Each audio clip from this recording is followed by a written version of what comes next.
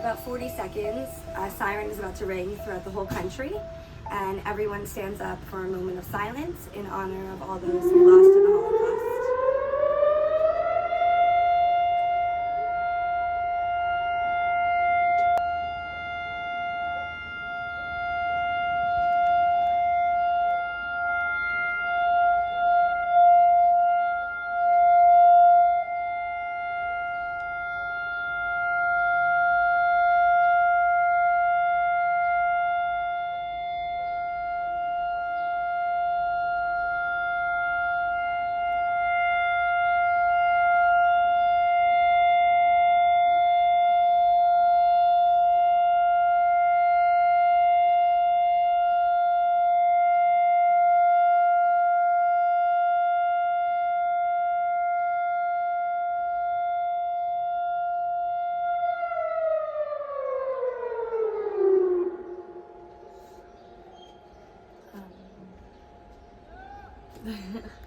Always gets to you. I don't know if you can notice, by the way, people over there, like in the buildings, were standing on their balconies because, like, a lot of people decided that, or she's crying. Sorry. A lot of people decided that they want to, like, remember this moment, like, on their balconies because a lot of people cannot go out because of the coronavirus situation. You know, Hallel and I have been living together for, like, 10 months. 10 months now, and only now that I realized that her great-grandmother basically got on a train from Eastern Europe to Turkey, a Muslim country. And that's how basically She sought refuge in Turkey. in a Muslim country. Yeah. She escaped Russia to Turkey in the early 20th century, a decade before the Holocaust. Yeah. And so that kind of got her, basically, she saved herself from, you know, the horrors of the Nazis, and that's how I got to meet Hallel, basically. So it's crazy. It's all crazy. She has a really insane story, and I feel like every year when I talk to my family about it again, I kind of learn another little piece of it.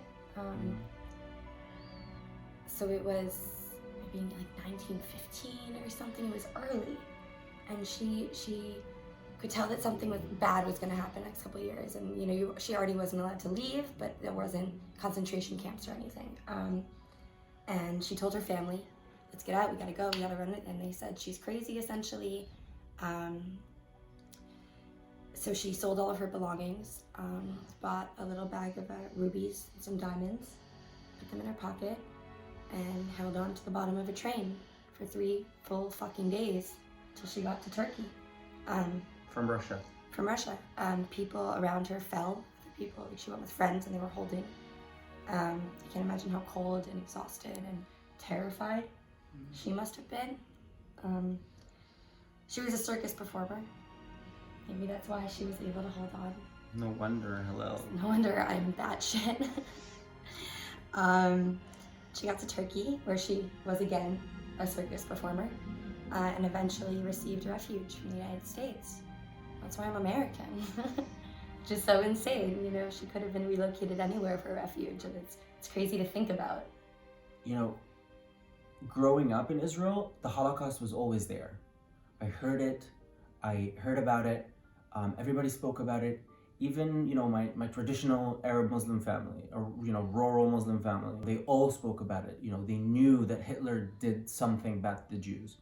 It wasn't always, you know, explicit. Like, people wouldn't explain exactly what it meant when they said Hitler gassed the Jews, but I always knew that it meant something. The first time I got to experience, like, the Holocaust really close to my heart was when I was with my friends in Poland. My friends who are, you know, grandchildren of real Holocaust survivors. Like, people who actually went through the horrors that we learn about. That we learn about in school, and it was just like suddenly it was real, and I think for the first time ever I realized that my friends' pain, your pain, you know, the people around me, what is painful to them is somehow painful to me, and what's painful to me should be painful to them. And that's kind of my secret to how, you know, people sometimes kind of, you know, look at me in a weird way and wonder, like, how can I affiliate with something that I have nothing to do with? And one of the things that I struggled with a lot during the trip to Poland itself was that I was so emotional that I got anxiety attacks so many times, and at the same time, people were very nice and whatever, but at the same time I felt that a lot of people that are not close to me were kind of judging. They're like, I felt like they were wondering, like, why am I so sensitive to this issue? And they just like missed the essence of what makes us human, the solidarity between us, the empathy between us. Holocaust remembrance is not about politics. It's not about countries. It's not about nationalism. It's about humanity. Because in the Holocaust also, not only Jews were killed. First of all, 60 million people, I think at least, were killed in World War II as a result of that human cruelty that led us to do what we did to each other in World War II. And gypsies, LGBT people, mainly LGBT men, other persecuted minorities in Germany and elsewhere in Europe were, in areas that got conquered by the Nazis. A lot of German people who helped, a lot of European people who helped, put their lives at risk because of that same humanity that connects us all. And so a lot of people were the victims of the Holocaust. The Jews were systematically killed because they were Jewish. That's the only difference. Millions of people lost their lives, Jews and non-Jews alike. They were all human, and they lost their lives because they were different somehow. It kind of, the thought of that, and kind of seeing pictures from back then, historical pictures and pictures from the trip that I took to Poland, kind of make me every year appreciate, the awareness that we have to our humanity and our common, shared values as human beings, as people who have, basic sympathy for each other. So the Holocaust is for all of us to remember. It's a human story, and we should all make sure to remember it forever, basically. Never forget. Our history could repeat itself, and that's terrifying and dangerous. I was having a conversation with my mother about this, actually, and we were talking about, kind of the trauma that kind of that the Jewish people went through, and how that affects them today as a people, and how that affects the dynamics between the different groups in Israel. And I was telling my mom, the interesting thing about the Jewish people is that they're so traumatized from their past, and they're so scared because of their past, that they're always so paranoid. Mm-hmm.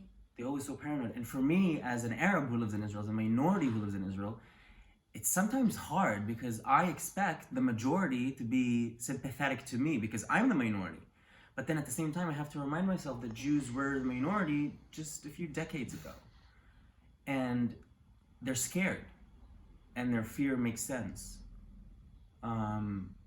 Doesn't mean it justifies everything. Obviously not. Racism is bad regardless. But trauma does shift DNA and through generations. I mean, it's awesome. You can see that from all angles. Holocaust deniers are here, and they're here to stay, unfortunately. But we're also here to stay.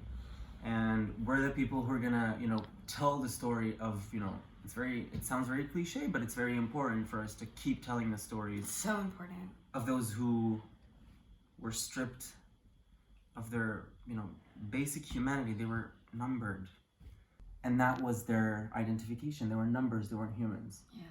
And that is something we should never forget, because if humans were able to do that once, look around us, we live in the Middle East.